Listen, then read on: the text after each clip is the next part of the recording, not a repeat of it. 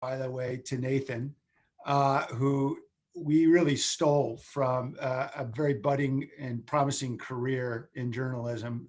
He was, I speak a lot to journalists every day, and usually they're trying to get information from me, but Nathan was one of those guys who had information about everything going on in the Valley, and I always learned more from the conversations with him than he ever learned from me. So I'm thrilled that we stole him into City Hall, and he's now doing incredible work leading economic development efforts. I also want to point out, I think Kelly should be on our call as well. Kelly Klein is the head of our economic development team in on my office, and I think some may hear today or tomorrow that we're losing the head of our economic development efforts. Historically, Kim Walesh, she is retiring. She's done an incredible, amazing job, and I know she's not really retired. I'm sure she's going on to other adventures, but those of you who know Kim will know what we're losing. Of course, we do have a great bench. Nancy Klein has been our economic development director for about a year or so, stepping up, ready to take over, and she's done a great job already. So anyway, we've got a great team, and we want to continue to work with you and your industry, and I really appreciate what Crew is doing, certainly within the industry, but also providing great example for my niece and for the next generation about women in leadership. So please continue to do great things. I really am here to offer you my opinions. Yeah, I understand. I'm told that to speak a little bit about what 2021 may have in store for us in light of the multiple crises we're all wrestling with. And since I'm prohibited from accepting speaker fees, what you're getting is free opinions. And as you probably know, they're worth about what you're paying for them. The good news is you got some experts coming up on a panel after me, but I just wanted to offer a few observations about what I think are the pressing questions in the industry today. Question one being, are we ever going to see urban centers revive?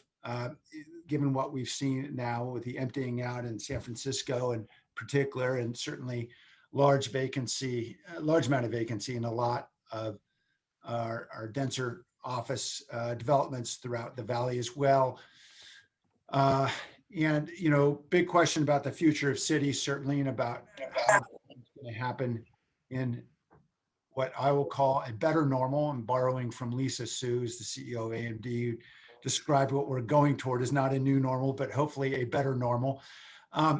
So first about cities. Secondly, about where we're going here in California. I think we all recognize there's some tremendous challenges to our ability to retain and grow industry here, particularly in tech. And then finally, a little bit about what we're doing in the city to get to that better normal. So first, with regard to cities, I believe that news of their demise is premature. I know I'm reading the same headlines you are. I know there's 2.2 million square feet. I'm reading, at least in the Chronicle, talking about vacancy in San Francisco. And there's lots more subleased that's vacant as well. And those numbers are daunting and ominous. And I don't doubt that it's going to take a considerable amount of time for there to be reabsorption of that space. And it's going to take a pretty extended recovery. And I am not optimistic that recovery is going to be rapid. I know that our efforts to emerge from this pandemic are going to be greatly constrained by the pace at which we can vaccinate, the pace at which people feel comfortable again being in public spaces. I think in many industries, we're thinking about retail, restaurants, et cetera. All of that is going to take a lot of time. Nonetheless, I think cities I'm still bullish on cities. I'll just say that. Obviously, I'm a little biased as a mayor. The good news is it's not just my opinion. I'm talking to folks who are a lot smarter than me, who are making those decisions for big companies. And what I consistently hear is a recognition of two basic phenomena of human nature. One is that we are ready to strangle each other living at home forever. And that people really, really, really do like being around other people, just as a matter of course. It's good for all of us to get out of the house and be somewhere else to work. And so I am bullish on that fundamental fact of human nature, although certainly I expect there will be more distance learning, more distance working in the years ahead, given what we've all learned and given the success of Zoom and Cisco and others and helping us connect over the distance. I'm sure there will be more of it, but I am certain that human nature will pull us together. Secondly, the nature of industry, particularly creative industries like we have here in Silicon Valley, is that we really only succeed when creative people are able to have those unscheduled creative collisions by the water cooler and the elevator elsewhere that enable ideas to be exchanged, for there to be cross-pollination from the engineers to the marketing folks to the creative design, all the folks who are involved ultimately in the product or service that we have here in Silicon Valley. And because we are so dependent on that creativity and that innovation, I think it makes it even more incumbent for an awful lot of our companies to find ways to get people physically back into the same space. Now, I know it's not going to look the same way. I'm sure that there are going to be plenty of companies that'll say, hey, we're going to have 4 days on, 1 day home, maybe 3 days on, 2 days at home. In terms of the implications, though, for us, I'm not sure it changes much, because what I keep hearing as I'm talking to a lot of senior folks in the big companies is, even if we move to a 3-2 or 4-1 model, it's not obvious we're going to need less space or that our demands to be in cities are going to be any less. Obviously, there'll still be, let's face it, if it's a 4-1 or 3-2, nobody's going to pick Friday as the day they're all going to get together. There are going to be peak days. And if they're the same peak days in the same companies, those same companies not only are going to need desk space, because I'm told that engineers hate to hotel, but they're going to need meeting space and ample meeting space for everybody to convene on those days when they're all told they're going to be at work. And so ultimately, I think there is still a recognition that there's going to need to be these central places for people to work. Obviously, that means there'll be demands on transit, there'll be demands on infrastructure, and ultimately, as we are learning here in Silicon Valley, in the Bay Area, dense urban spaces are the best way to deliver that to a workforce and to ensure creative people are in places that are vibrant where they want to be. I am certainly hearing within the city that while we know there's a huge shakeout here and nobody really knows exactly the end result, at least the large players who are making really big investments in my downtown, in our downtown, folks like Google, like J-Paul, like West Bank, those are folks who are making multi-billion-dollar investments, and they are not pulling back.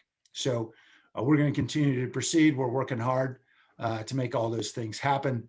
And the good news is those smarter folks and those particular organizations still continue to believe in being in a downtown environment. I'm less bullish, however, about California. And I have to say, I'm seriously concerned, and not so much because of the big announcements about, for example, HPE or Oracle.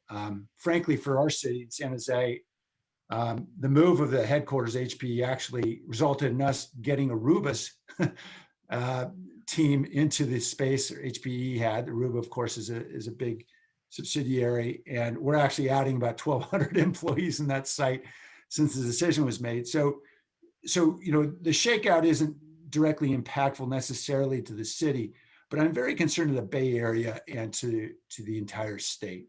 There's no question that high housing costs, that a brutal level of regulation, the amount of state and local intrusion in compensation decisions within companies, for example, up in San Francisco, or labor regulations talk about AB5 and the impacts it had. And, we nearly had 2 companies deciding they were going to shut down operations here that provided,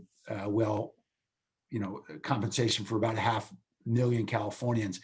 Those are the kinds of things that are very daunting, I think, for an awful lot of tech leaders. I know you guys are hearing it in your conversations. I'm hearing it as well. And it's less about the big announcements. It's more about what happens behind the scenes and what I would call the slow bleed. It's the decisions of those companies that continue to keep their headquarters here, but know that where they're going to be growing is somewhere else. And that somewhere else may be Colorado, maybe Arizona, maybe Texas. But where they're going to put their fast growing units is somewhere else because it is simply too expensive, too challenging, too much red tape to be growing here. And it's critically important for us not to lose that momentum. And I'm going to be increasingly vocal about that. I know I am a Democrat. I know members of my own party are as much culpable for that as anything, since we are largely the ones running the show here in this state.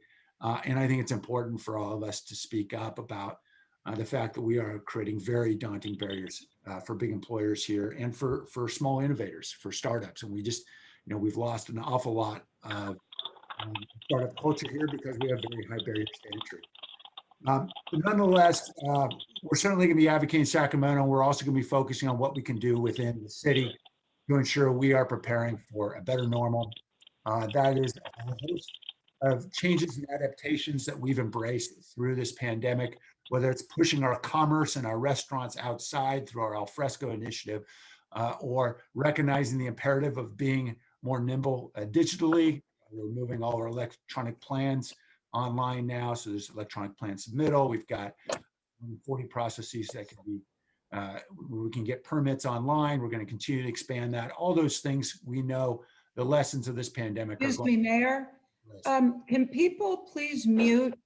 We're hearing people typing and moving around. Just everybody mute. I'm sorry to interrupt. No, it's all good. I'm about to wrap up anyway. So in any event, I want to assure you that we are learning the lessons of the pandemic, as many of you are in your own organizations. I'm actually really proud of how the city team has embraced the need to move quickly and adapt, whether it's through digital inclusion. Last year, we've managed to connect more than 100,000 of our residents, primarily low-income residents, to free Wi-Fi to enable children to be able to learn in school. Or it's building, rapidly, cost-effectively housing for our thousands of homeless. Okay. We built in just the last 5 months. That is, we are building projects not in 5 years, but in 5 months. Not at $700,000 per unit, as we see in a typical apartment building, but at $85,000, $100,000 per unit. Those kinds of innovations using prefab, modular construction, all the other things that we need to embrace to get red tape out of the way, to move quickly. Those are lessons we're embracing and hopefully will carry us on to a better normal. So I'm going to stop talking there, Nate. And I don't know if there are any questions, or I just bored everybody enough. We need to go on to the next panel. Mayor, you're never boring. If you have time for like 1 or 2 quick questions, we would love that. Who's got a question for the mayor? All right, don't everybody come at once. What do we got? Dump. Folks. I have a question. Yes, Dee, is that you? Yeah, that's me, Dee Armstrong. So Mayor, I know that you have no golden, glass ball or anything, but what's your best guess for a more normal return to work from what you're hearing at your higher level than we're hearing? Yeah, I think it depends entirely on the industry. Of course, that's not very helpful, I know, but look, there are some industries that are not going to rebound for a long time. And I'm thinking, for example, about hotels. And, we know, the convention center business, it's going to take a while. I think certainly we already know tech is, there are companies that are hitting it out of the park today. And so I think it's entirely industry specific, and I'm not nearly smart enough to figure all these things out. But what I do know is I'm bullish on our opportunity to rapidly accelerate vaccination. The city, by the way, has absolutely no role in this because all of that is handled through public health authorities at the state and county level. We're just doing whatever we can to make facilities available and to help. But I am hopeful that, as we've seen, for example, other vaccines approved, AstraZeneca was just approved in India, and in Mexico, for example, Johnson & Johnson hopefully coming through as well. That's going to enable us to have vaccines that won't require ultra refrigeration. And in the case of Johnson & Johnson, will only require 1 dose rather than 2. If we can move on and really expand the offerings of vaccination, I am hopeful that's going to enable us to really scale considerably. And we hope, of course, everybody be willing to vaccinate. I know I certainly will be eager to do so when my time comes up. I hope everyone will, because that's going to be super important for us to be able to get back to normal. Mayor, can you do one more? Melinda Ellis Evers had a quick question. Melinda, can you unmute and say your question? Sure. Hello, Mayor Liccardo. Wondering what we can all do to help push our state leaders towards some of the direction you're talking about. Because I think we're all anyone running a company today is very, very concerned, particularly in the real estate business. But what can we do specifically other than send Gavin notes? How can we help? Yeah, I mean, look, of course, I'm going to reflect the very uncomfortable position I'm in. I'm a Democrat. I understand where my party is and what we're doing. There's a growing divide within my Democratic Party, you've probably noticed. And I'm guessing that when Donald Trump is no longer in office, there's going to be that divide is going to be more and more palpable because we no longer have sort of this common and I apologize for those who have different political views, but someone we collectively view within the party as being somewhat sociopathic. Now, when that person's gone, now we actually have to figure out how to get things done. And that's a whole lot harder. And so I would just say, I think that it is important to hold everybody really accountable. I think this is true at the local level, just as it's true at the state level and the county level. There are a lot of decisions that get made quietly because frankly, we do not have the media that we used to have with regard to robustly exposing decisions and the reason why those decisions are being made. So to the extent that Crew is monitoring legislation that is important to the industry and communicating that clearly to members and making sure people are aware so that those same members can ping and nudge their members of the Assembly and Senate, I think that is really valuable. And same with locally as well. In the city and in the county, I think we've got some significant battles ahead, and there are very significant forces, particularly labor unions are very powerful in this state, that are going to continue to gain power locally. And we really need folks to be communicating clearly about what the implications are of those decisions. And by the way, again, I'm a lifelong Democrat. I don't hold anything against unions. I just happen to think there needs to be balance. And so, for example, we'll be forming an organization called Solutions San Jose for folks who are not interested in yelling and screaming, but actually interested in just talking and listening to finding solutions to the basic challenges of our city around helping small businesses, around addressing homelessness or crime or whatever the issues may be. And the hope that we can provide forum for more folks to get engaged, who for the most part have been sitting on the sideline. We know too much about politics, tends to be about the folks who are yelling at the extremes, and all the folks who are somewhere between the 10-yard lines generally tend to sit it out because they've got families to raise, they've got businesses to run, they got a lot of other things to do. Getting engaged is the most powerful way. And then collectively with Crew and with other organizations communicating to your representatives. Awesome. That's fantastic. Thank you so much, Mayor, for your time today. We really enjoyed having you, and please come back and visit us. Thanks, We'd love to hang out more. Thank you Good so to be much. with you guys. Take care. All right. Awesome.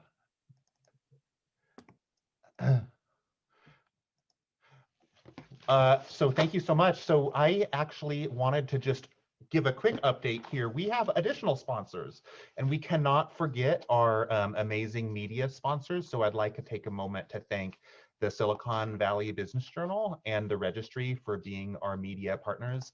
And if you are not a paying subscriber to these groups, please make a resolution this year to go ahead and sign up, because they provide awesome content. Okay, so we are going to do some quick, before our panel discussion, we're going to do some quick breakout networking. We're going to be getting into groups of 5 or 6, and you have an option for just let's go for 7 minutes. And you have an option of discussing 2 questions. If you would like some guided discussion questions, here are 2. One is, what are you most excited about in 2021 and why? And the second one is, share your New Year's resolution and give any tips for achieving your goals. So we're going to be putting you into random groups and then coming back here in just a couple of minutes to reconvene with our panel. And if our panel members want to hang out here and chat, prior to, feel free to decline the breakout invite. Otherwise, go forth and network. All right, I'll be sending you guys off right now. And Enjoy. All right. All Here we right. go. Yay. So it let me put 6 to 7 people in the room. Oh, perfect. Okay. That was Cool. the smallest. That's fantastic. Hey, Yay. Jennifer, there you are. Did we give you co-host abilities? I'm gonna do that right now. I was just okay. waiting for, hey Jen. Hi, I was having Hi. a minor panic attack as I logged in. It was like, your Zoom needs to update. Oh no. So funny. Oh, Yayu's here. Hi, Yayu. How are you? Hi, that was great, you guys. It's so much energy and excitement, and it's so nice to see how much, how the group really, there's so many friendships already. Yes. I really do miss crew. Join us. I think I saw Ginger Bryant join us for a little while. Was she here? Did anybody? Yeah, see? I think I saw her on the list, and then she must be networking. It's hard to tell who's here when you're in this share view. As we reconvene here, it's my pleasure to introduce our moderator today, Laura Holberg. Laura is a real estate analyst at Valridge Property Advisors, where she works with a team of appraisers to provide commercial real estate valuations for a variety of clients. And she's also an individual who just has her finger on the pulse.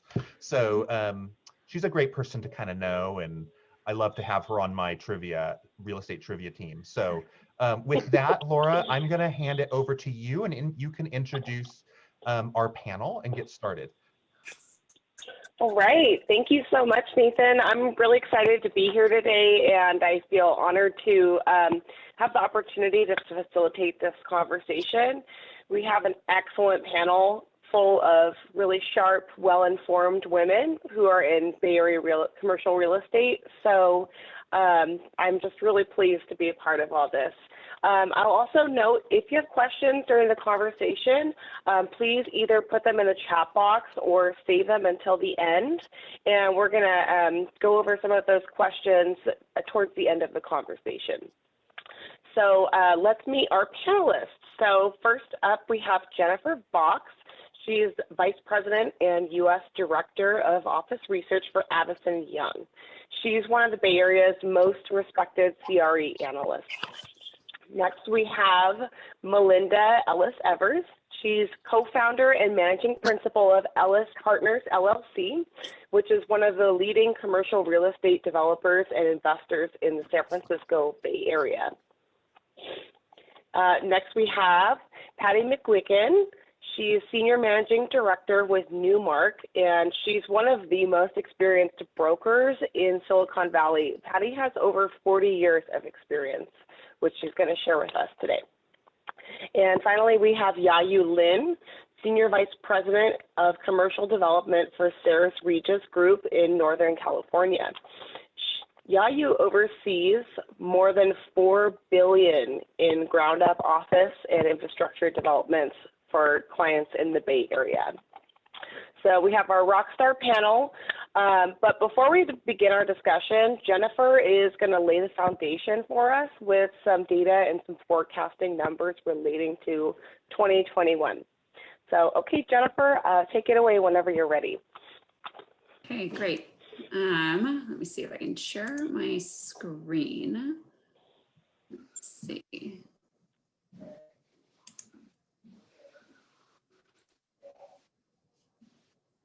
There we go. Can we see my screen now? Perfect. All right. Well, thank you so much for having me today. I'm delighted to be a part of the panel, and I was honored to be asked to participate in today's discussion. So looking at the real estate market in review of 2020 and what the outlook looks like for 2021. Oops, how come my slides aren't progressing? There we go. All right. When we reflect on 2020 and look at what 2021 may have in store, you cannot get around addressing the COVID-shaped elephant in the room. Although most within the industry somewhat anticipated a type of correction in the market after a decade-long growth in Silicon Valley, no one really saw COVID-19. Sorry? Oh, how are you? No, I'm okay. You? Good. I've got like. Somebody do a mute all. All right. So although most may have expected or anticipated some type of correction in the market after a decade long of growth in the Silicon Valley, no one really saw COVID-19 coming. That being said, market disruption, while uncomfortable and anxiety producing, generally creates a large opportunity. Negative impacts from COVID-19 on the property markets were somewhat mitigated in Silicon Valley as the economy entered 2020 from a position of substantial strength. However, that's not to say that implications of the COVID-19 have not been far-reaching. It is truly has been widespread, and impacts across the economy and property markets have severity varying widely by location and market sector. The employment loss as a result of the onset of COVID was unlike any we've seen in recent history. The US job market lost more than 20 million jobs in what seemed to be the flip of a switch in 2020. In Santa Clara County, for comparison's sake, during the 2008-2009 recession, the climb to 10% unemployment was slow and steady. It took over a year to get from 5% unemployment to 10%, and then unemployment remained above 10% for 24 consecutive months.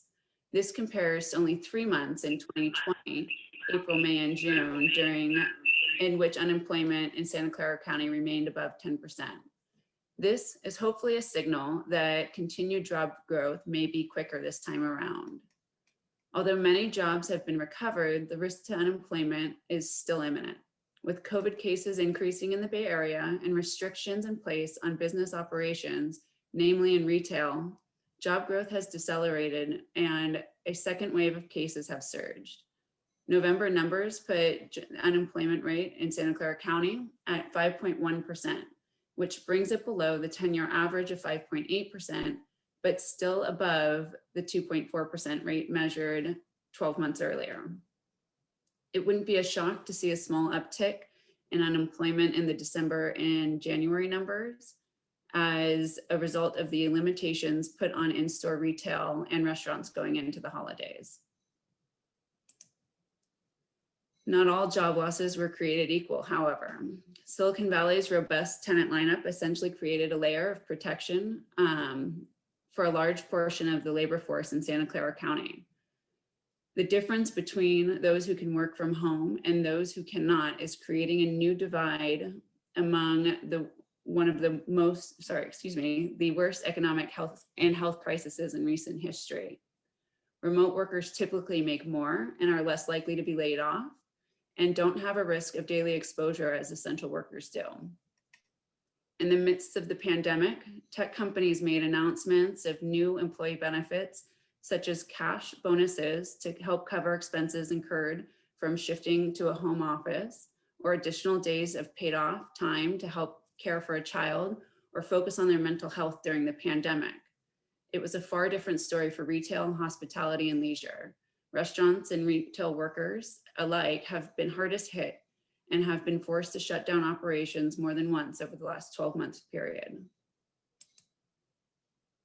Silicon Valley's office market measured a net occupancy loss of just over 1 million square feet as the year came to a close, and demand for new space was essentially non-existent, Offices were largely left vacant as employees shifted to working from home under shelter-in-place orders. 2020 marks the first year since 2009 that the Silicon Valley office market has recorded an annual net occupancy loss, ending a 10-year streak in which an impressive nearly 30 million square feet of net absorption was recorded. Leasing volume was half that measured in 2019 and 70% down from that measured in 2018. For comparison's sake, excuse me, 2020 was also 8% lower than the demand measured in 2009, but about 10% higher than that it measured in 2008. The same forces causing the observed increase in vacancy, weak demand, increase in sublease activity, and uncertainty will also put downward pressure on asking rates. And as vacancy rises, landlords had initially held strong on base asking rents and offered increased incentive packages instead. However, this strategy may seem, or we'll see a shift in the strategy going into 2021. Market fundamentals in the office sector are unlikely to recover until at least the second half of 2021. Demand and leasing volume will remain subdued in the Bay Area until we can successfully suppress the virus and job growth brings unemployment closer to pre-COVID levels. Despite headlines throughout the year of new sublease space hitting the market, Silicon Valley seemed to weather that storm a bit better than our neighboring regions.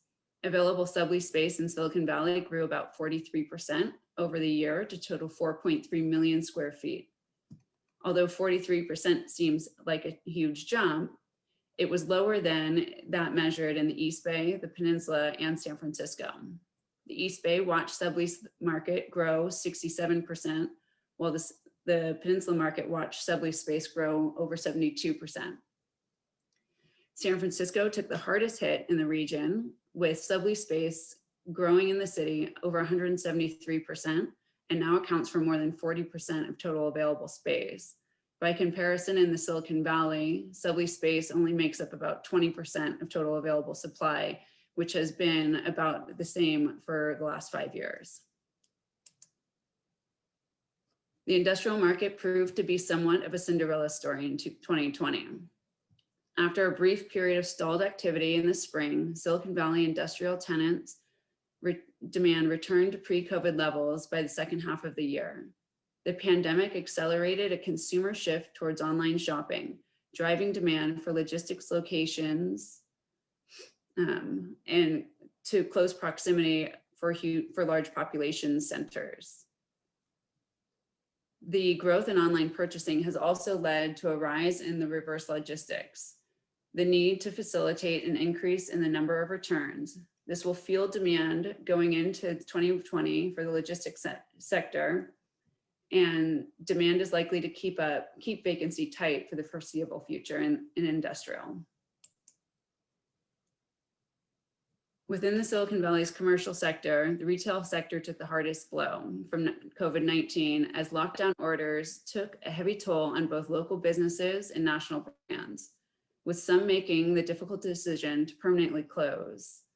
Vacancy crept higher throughout the year and is likely to increase further in 2021, especially as rising COVID cases led to renewed restrictions going into the holiday shopping season. Leasing activity has declined significantly since the onset of the pandemic, furthering operational challenges for retail property owners.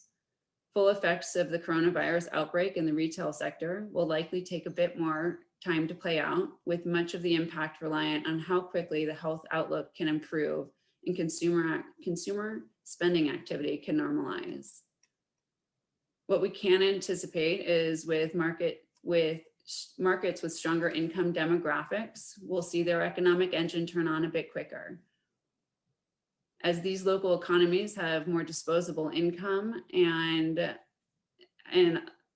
excuse me, as these economies have more disposable income with communities that will allow for higher consumer spending once their doors reopen. So now that 2020 is over, we begin to set our thoughts on what trends will shape the industry as we move into 2021.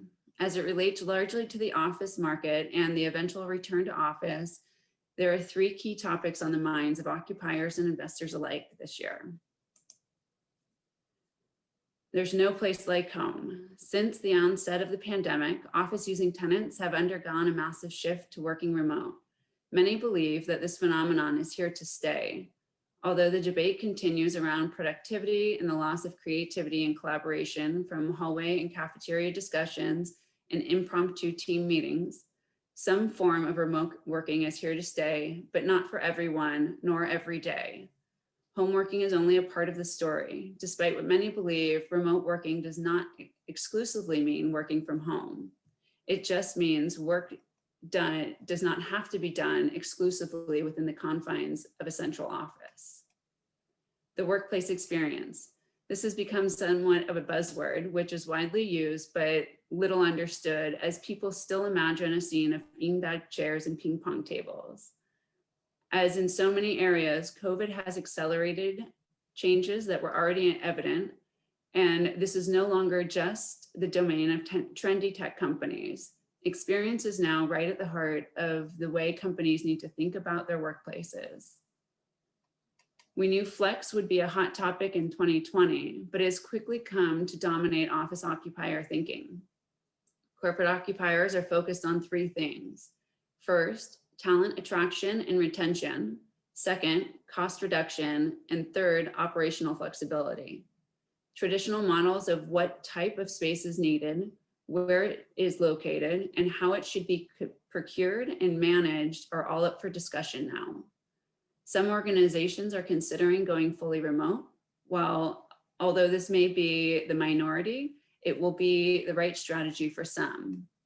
Others are considering a shift from traditional headquarter locations to a hub and spoke model or central hubs. Expect to see more major occupiers seizing the opportunity to experiment with flexible models over the coming months and years.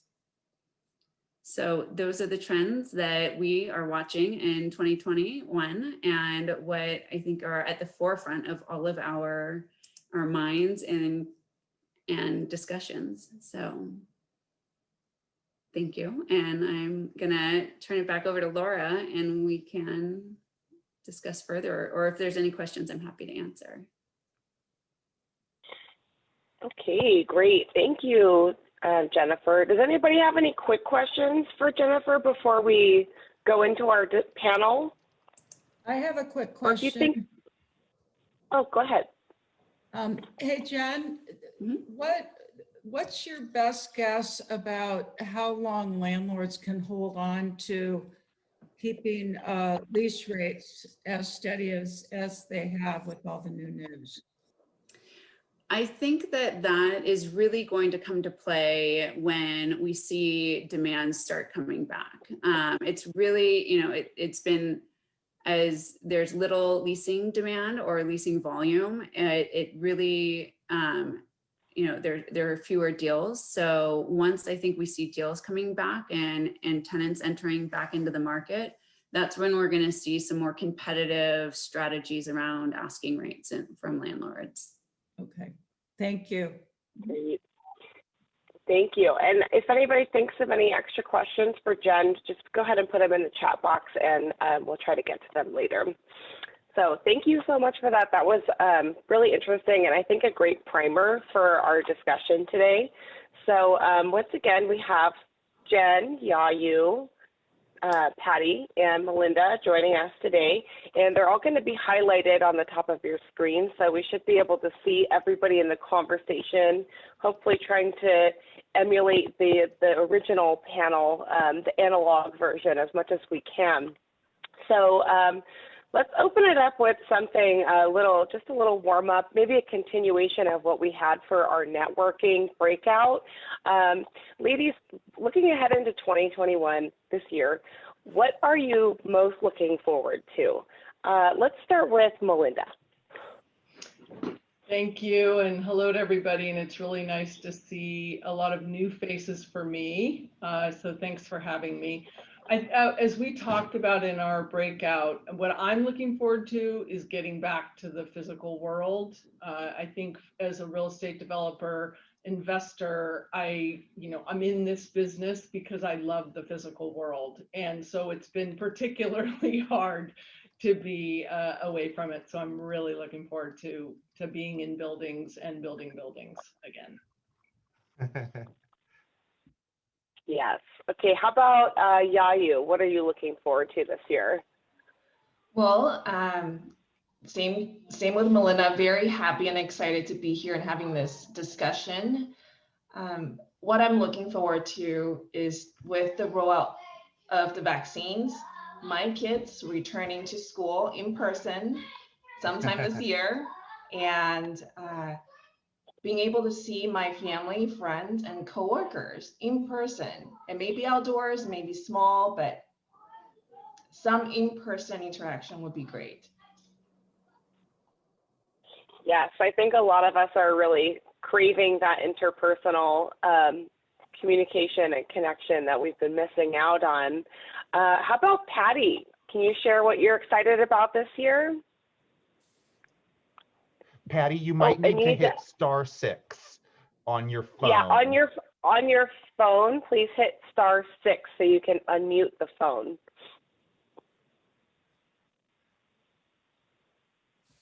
Okay. All right. What I am so excited about is that creative collisions that we can get that are spontaneous and wonderful. I love my little pod. I would like a larger pod. I'm a very social person. I love the challenge of creativity and looking at issues that clients have and helping them come up with different varieties of things to do. And right now, I feel I'm in the Bermuda Triangle. And I want out. Yes, it's time to break out. Okay, how about Jen? What are you excited about this year? I have to say I agree with everything that's already been said. Getting back into the office and those creative collisions, even preparing today's presentation, I really missed sitting next to my marketing team and trying to get troubleshoot through Zoom is just not like sitting in the office next to your team and collaborating. I also miss the broker meetings and sales meetings and where you're exchanging market news and chatter and that just exchange of information. Just as Yayu said, and I am looking forward to the kids going back to school, and I think they are too. On a personal note, I'm really looking forward to going back to a concert. I really miss those. Yeah, I'm right there with you. Concerts were like one of my #1 thing to do in my free time, so I'm really looking forward to that too. Maybe we'll go to one together once we get vaccinated. Okay, so enough positive fun stuff. Things have been pretty dire, a little scary out there. Leasing activity has pretty much come to a screeching halt.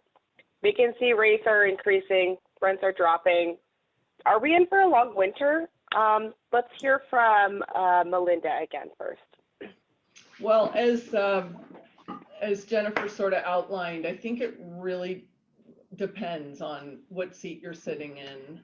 If you're industrial or a life science owner, life is beautiful. There's no end to the demand as far as I can see.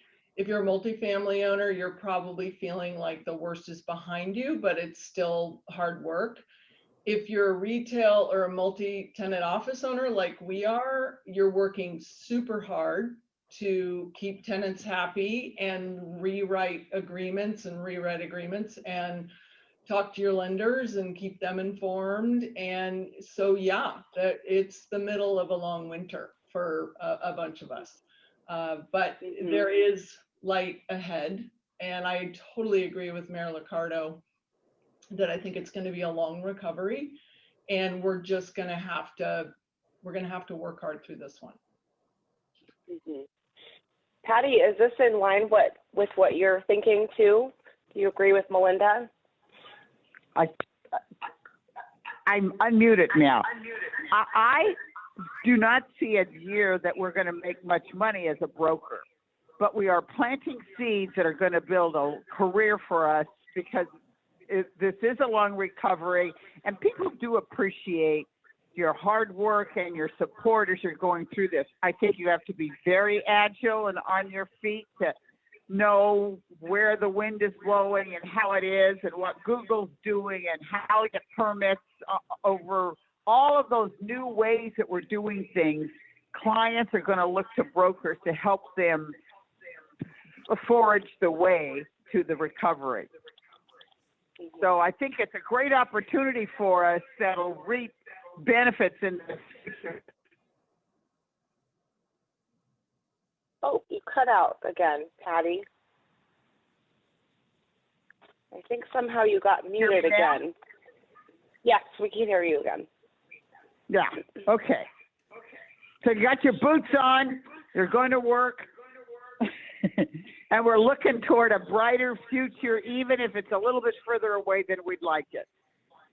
Okay, no brakes on this train. We're going forward, full steam ahead. Exactly. Okay. Well, let's keep moving right along. Talking about working from home. Most of us are still working remotely. What's the latest that you guys are hearing from tenants about their approach to return to work? Let's hear from Yayu. Ooh, and Patricia, I think, can you mute yourself again, please? Yep. The *6. Okay, I think we're good. So, as I said, personally, I am looking forward to returning to work, and what for a lot of the tech clients and the tech companies that we work closely with and developing their campuses for, and I think you guys also hear in the news, is that they are also looking forward to bringing their people back to work in the next 9 to 12 months.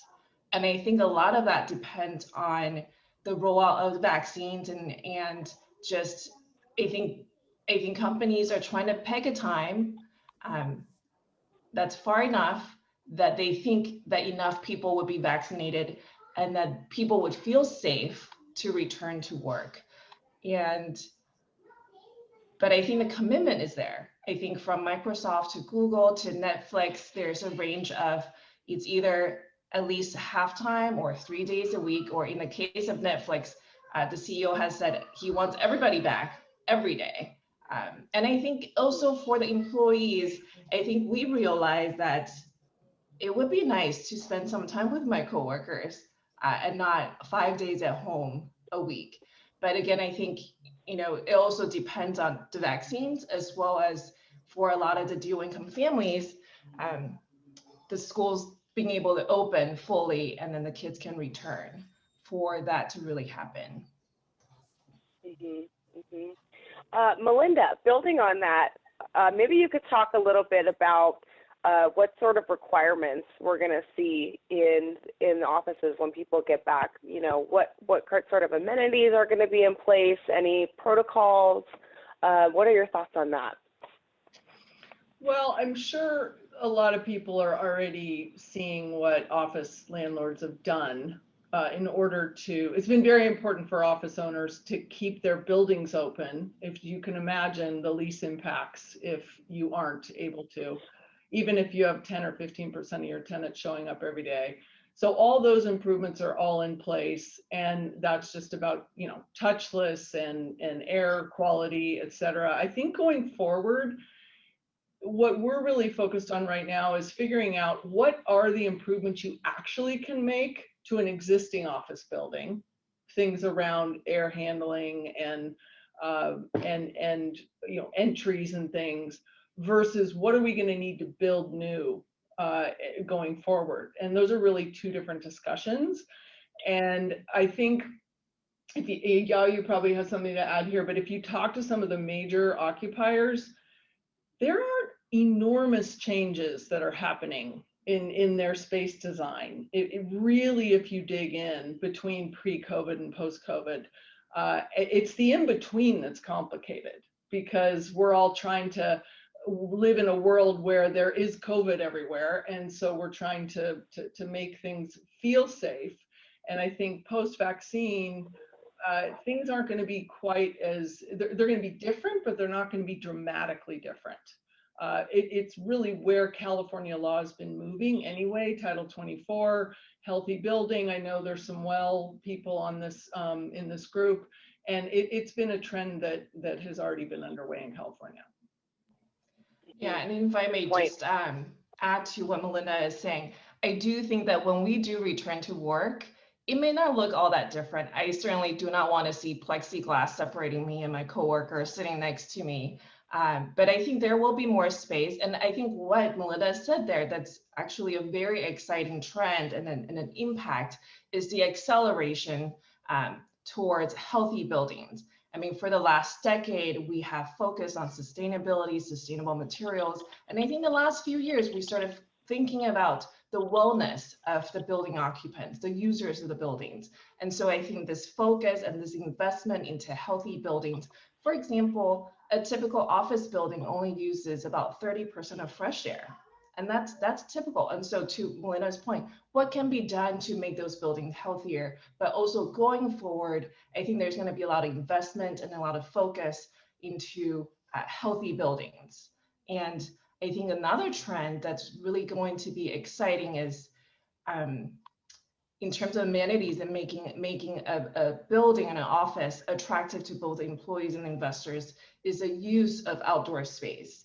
And I mean, we're blessed to live in Bay Area where the weather is so pleasant all year round. And I think being able to incorporate outdoor amenities and make them into places where people can collaborate, can have those creative collisions, is going to be a trend that we're going to see more, both on the residential side and the office side, is just these outdoor amenities.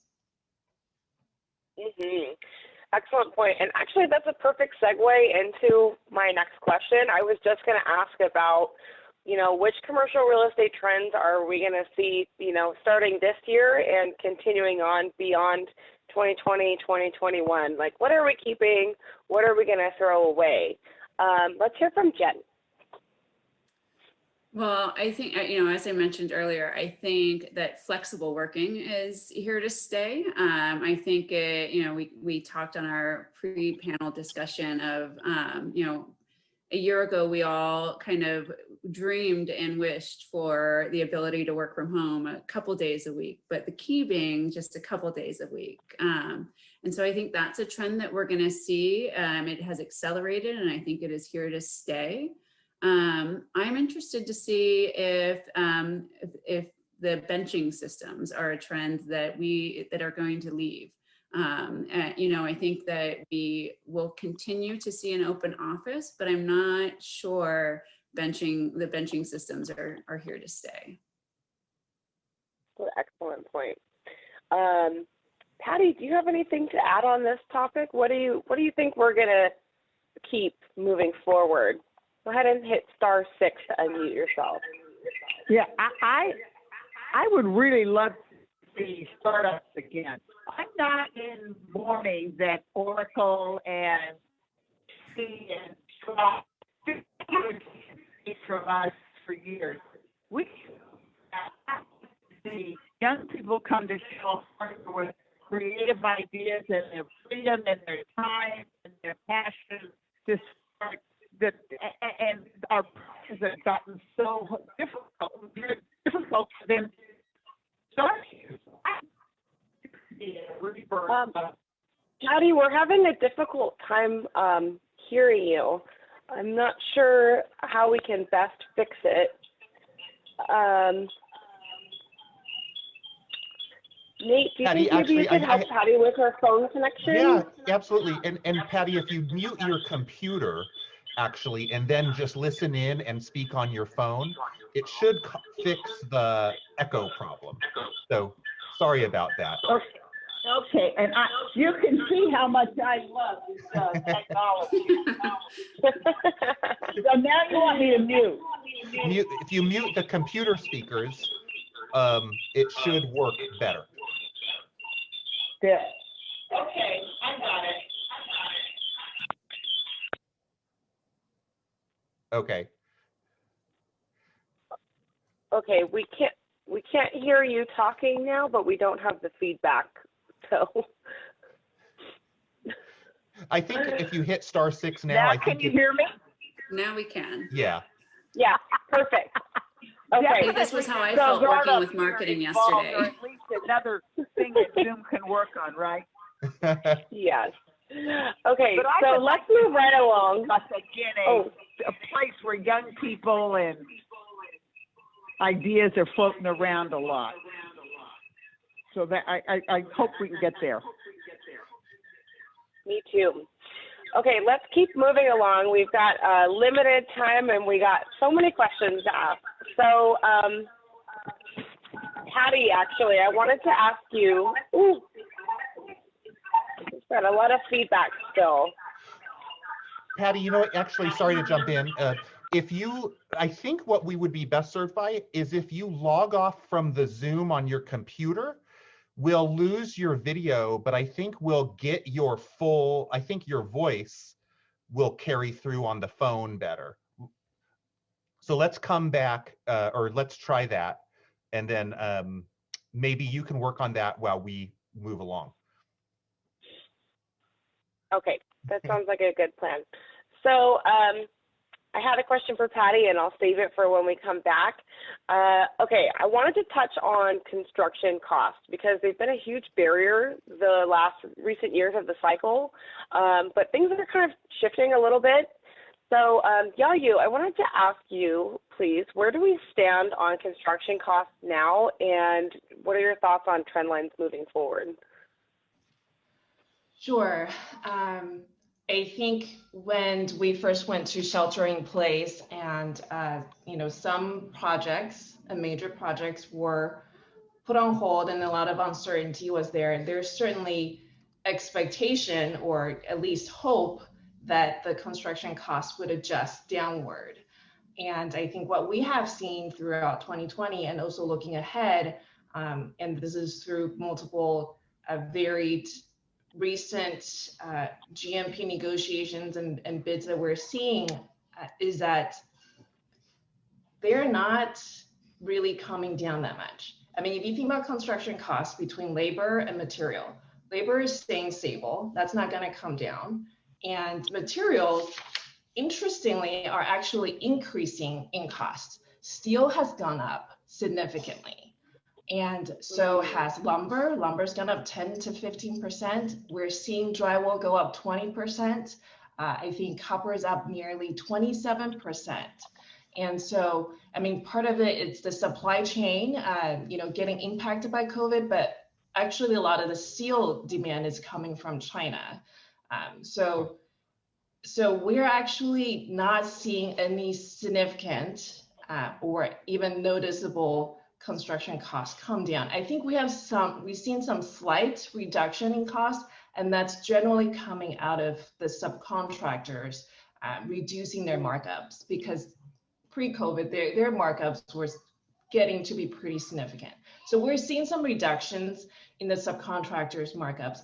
I would say anecdotally, in talking some of the site subcontractors, and so the utility subcontractors and the grading subcontractors who are usually at the forefront of any new development and new construction projects, I think they're becoming more concerned of their pipeline of projects, or what they would call I think a lot of the construction companies are looking at their backlog and feeling a level of uncertainty about their backlog. What they call soft backlog is like, we have projects on our books, but when are they going to actually start? And so I think that's introducing the willingness for the subcontractor to reduce their markup a bit. Okay. Wow. Well, that's a little bit discouraging, because I know that there really was the hope that things were going down. And I think anytime we saw a headline about prefab or any ways to sort of bring costs down, people got really excited. But that's actually, good to know from somebody who's actually in there and, working in the field. So let's talk about retail a little bit, because we haven't really talked about it very much. there is optimism that retail will come back once the vaccine's available and distributed. I mean, people are looking to get out of their houses. They want to shop. They want to touch things. But do we think that it's actually going to come back the way that we saw it before? Or how will it be different moving forward? Melinda, maybe you could answer this one for us. Sure. I'd say that we've all sort of said this already, that people are anxious to get out of their homes. And we therefore think that with some shifts in shopping patterns and obviously a very changed retail landscape when you do come out of your home and see who's gone, we do think, we're going to have record bankruptcies. We're going to continue to have them, but we're ready for sort of a remaking and a reimagining of retail. That was a trend that was just expedited overnight. We think we're seeing the early signs of sort of innovative food and beverage operators coming in and taking over existing improvements. It's just the very beginning of that, and the larger, well-capitalized organizations, international actually, are the ones that are coming in and starting to scoop up those opportunities. We're seeing on the soft goods side of the world, which has been really, really hurt, unless it's, your yoga pants. The key is that the formats that are starting to have some green shoots are the ones with phenomenal store managers that are high touch, and they're reaching out to their customers. And I think that is going to be that was already underway. We were seeing it directly in the sales. We knew when a store manager got fired or left the region, because we would see an immediate drop in sales. The online ordering and pickup that has been implemented everywhere you see is going to continue. It's obviously the omni-channel is requiring it, and sort of short-term parking in front of high-use, high-demand retail probably isn't going away. And then, the whole interface between digital and brick and mortar and VR and all the things that are coming is, we're in the valley. This is the birthplace of a lot of this technology, and it's going to be really interesting to see. If you walk into a store, it can be a lot smaller if you just have to put on glasses and see yourself in 14 different pairs of glasses quickly, and you can make a decision. So we're at the very baby beginning of that, but that's coming too, and we'll be where it's all going to get tried out. So hopefully at places like Town and Country Village and Prune Yard, which are two of our projects, we'll be incubating some of those people. So we're hopeful. Yeah, I think it's going to be a long haul. I mean, we have a lot of wealth and dreams have been shattered and destroyed over the last year. And so my last pitch is go to your local bookstores. And yes, save the bookstores. If you're going to click something on Amazon, just think 2 seconds, like, could I just pick that up next time I'm out? That we are the problem. And yes, I think that's actually a great reminder. Oh, go ahead, Yahoo. Sorry. If I may offer just, just from our perspective, and as many of you know, Cirrus Regis, in partnership with Hunter Properties, are developing Sunnyvale City Line. And last December, we were very excited that we were able to open a new Whole Foods and a new AMC theater at the Sunnyvale City Line Center. And I think those retails are different in that they're not a center, they're really more amenities for the people who live and eventually who will work there. And especially grocery stores clearly is an essential service. But I think also adding to Melinda's point, I think the transformation of retail is going to become more of a curated set of experiences that will, that people crave, and that will bring people back out to the stores. Because you just can't get that experience clicking on your Amazon app, right? Mm-hmm. Absolutely. Well, we're getting close to our time, but I'm hoping, Patty, are you still on the line? Maybe you could hit *6 and unmute, because I wanted to ask you, how has this recession been different from the last ones? Because you've been through several recessions and recoveries now. So I'd love to hear your thoughts on what's different about this one and how the recovery might be different as well. Can you hear me? Yeah. Can you hear me now? Yeah. Yeah. I have been through 6 recessions. The first one I was having babies, so it didn't count, I don't think. But this one isn't just cyclical. This is a structural. This has changed our political, economic, social, physical life. It really, I think it's very dramatic. And we always think every recession, you know, when you're looking in the rearview mirror, it looks like it's never going to end. And when times are good, it looks like it never is going to end. But this is going to take a real effort of creative new ways to do brokerage and to live our lives. I think this is very, very, very different. Large organizations, both with the companies and with the landlords, require team efforts. There's just so many different ways that I just can't stress enough that we have to be, I think it's an exciting time, but we have to be ready to deal with so much change, and we have to be agile to look at it. And some of the stuff we're going to try isn't going to work, and some of it is, and we got to keep the stuff that works. And it's just, you know, I think it's going to be really challenging. And I do think flex time is here, and it's really challenging how real estate deals with flex time in bricks and mortar. And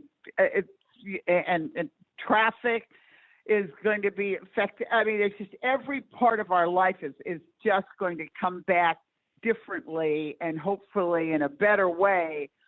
But it's a structural, just not a cyclical change. Normally, it was just the economy.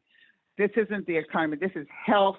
People are going to be living differently. People are going to be, what do you do with elevators? You know, it's just going to be, and it's going to be a brave new world. Yes, absolutely. Well, we're getting close to our end time, so I want to leave some space for questions. So please, if you have a question, go ahead and put it in the chat box, or you can just unmute yourself and speak up. Any questions for Melinda, Yayu, Jen, or Patty? I did see one in the chat box, which I saved, and somebody asked Melinda what the recession means for the value of existing older building stock, and do we think that there's going to be a drop in the valuations of building space that can't get to the healthy standard or can't accommodate any outdoor space? Well, you know, value is a function of capital market demand, and it's translated and it's a function of the underlying income stream. And we know that rents are going to fall. I mean, they have to. When vacancy rates get over 10%, that's what happens. And so we know the income we're going to be discounting is probably going to be lower. The question is what's going to happen to the discount rates. And that's a function of the 10-year treasury and the capital markets. And there's some world in which you could argue we're going to have lower for longer.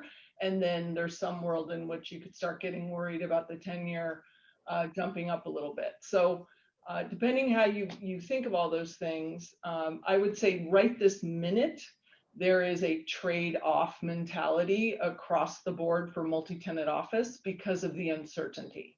So who knows what the value is, because no one's, oh, my lights went off in my office. Because there's, you know, no one's bringing stuff to market because they don't really want to know unless they have to. And there's just a general understanding that we need to wait. So yes, there are going to be assets that cannot be upgraded that will maybe need to turn into something else. But we don't know yet. And I'm less worried about mid and high rise that have elevators, because we're going to figure that out. I mean, we get vaccinated, we get herd immunity. You're going to be in an elevator so fast it'll make your head spin. So I think it's more about just the ability to create a wellness. It's really going to be mostly about air and the ability to create a healthy air environment with outdoor areas.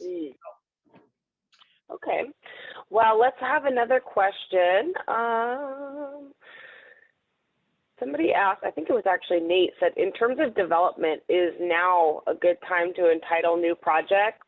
How about Yayu? Maybe you can answer that one, or anybody. Well, I may be biased, but I'm going to say yes, absolutely. When we were in the process of entitling many projects, and I think just last night in the city of Sunnyvale, we got approval for 480 units, 12-story building in Sunnyvale as part of the city line development. And I think earlier in Q4 2020, we got approval for about 150,000 square feet of building in Burlingame.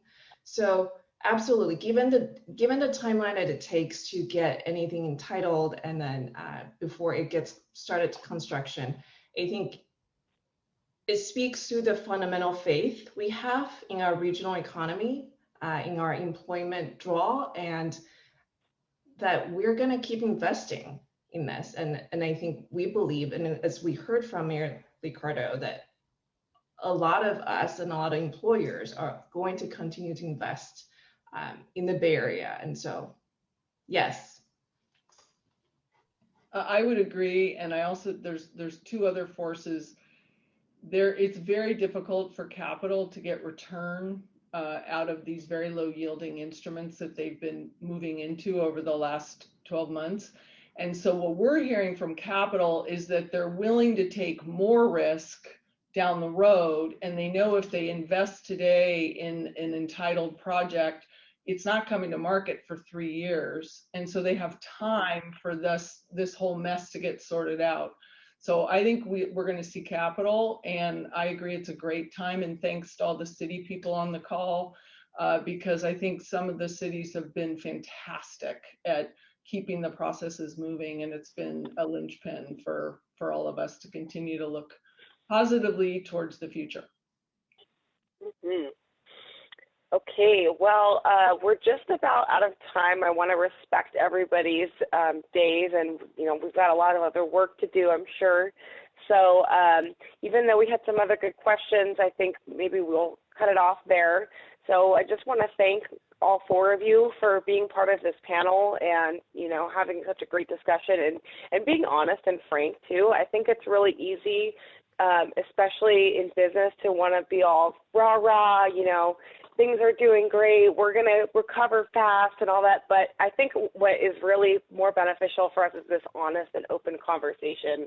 So it's been illuminating for me, and I hope for all of our members and guests who have been on the call. So just thank you so much for being here and for sharing with us. All right, yeah, special thanks to our panel. I'm so glad that this worked out and we got Patty back and it worked good. So thank you everyone for sticking with us. And again, if you have any questions, reach out to me and we will send out a link to Jennifer. Is that okay if we send out some of your slides to folks later? I can share them with you. Okay, that'd be fantastic. And so we'll see you at the next crew event. I think that's it. We're off. Go have lunch. Have a great rest of your week. And we'll talk to you soon. Thank you, Laura. You were fab. Thank you. Thank you, guys. Thank you, everyone. Have a great day, everybody. It's been a pleasure. Great job. Bye-bye.